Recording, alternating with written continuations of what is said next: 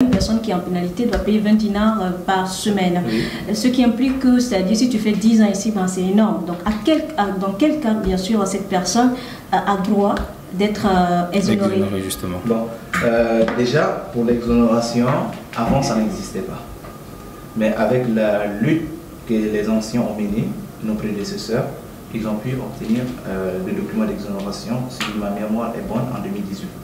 Okay. Ce qui permet d'exonérer les pénalités. Comme vous l'avez dit, il y a des personnes qui ont effectué 10 ans sur le territoire et qui ont des pénalités. Avant, même si tu as effectué 10 ans, tu es obligé de payer les 10 ans.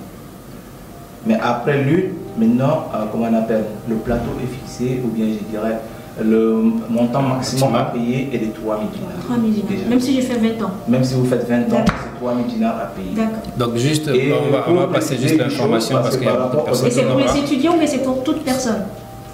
Avant, c'était fait pour les personnes qui étaient dans cette situation. Mais maintenant, on exonère aussi les étudiants. Parce que, juste, s'il te plaît, juste passe le message, justement, passe le message. Concernant l'exonération, pour commencer, l'exonération, elle est gratuite. Il faudrait que tout le monde le sache. Que ces personnes qui vous demandent une somme pour l'obtention de l'exonération, ces personnes sont en train de vous arnaquer. L'exonération, elle est gratuite. Et elle s'obtient auprès de, comment on appelle? De l'État. Auprès des directions des impôts. D'accord. Comme nous le savons, à Tunis, il y a 4 gouvernorats. Donc nous avons le gouvernorat de Tunis, comme on appelle, d'Ariana, de Benarous et de Manouba. Donc au niveau de Tunis, nous avons, même Tunis est divisé en 3. Oui, c'est en 3. Tunis 1, Tunis 2 et Tunis 3. Pour Tunis 1, c'est juste au niveau du Bab al-Khadra, vers l'avenue de Madrid. Pour Tunis 2, c'est juste à côté des Champions, Champions Lafayette. Pour Tunis 3, c'est juste au niveau du rond-point de Montplaisir où il y a l'Espérance de Tunis collée à l'ambassade de l'Égypte. Pour Tunis 4, Ariana, c'est au niveau comment on appelle, du grand rond-point là où il y a la station de bus d'Ariana, c'est juste là. Pour Rawé, comment on appelle, Ariana, parce qu'Ariana coiffe toutes ces zones-là. Pour Benarous, il faut aller à Benarous. Pour Manouba, c'est aussi à la direction des impôts de Manouba. Donc l'exonération, elle est gratuite.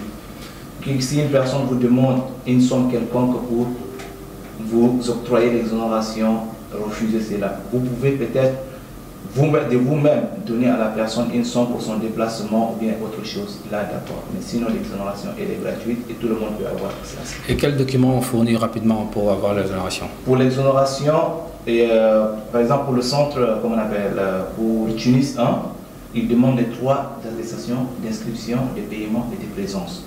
De l'année en cours ou l'année précédente? De l'année où vous voulez être exonéré. Ok. Et il y a d'autres qui ils partent aussi souvent plus loin, ils demandent des relevés des notes et tout. Parce qu'il y a d'autres personnes, il y a des pratiques qui se font pour être sûr, ils évitent cela, ils demandent aussi des relevés des notes et tout ce qui va avec. Pour Tunis 2, sinon, normalement, on demande juste l'attestation d'inscription, la page du passeport. Si on veut voyager, on demande le billet d'avion.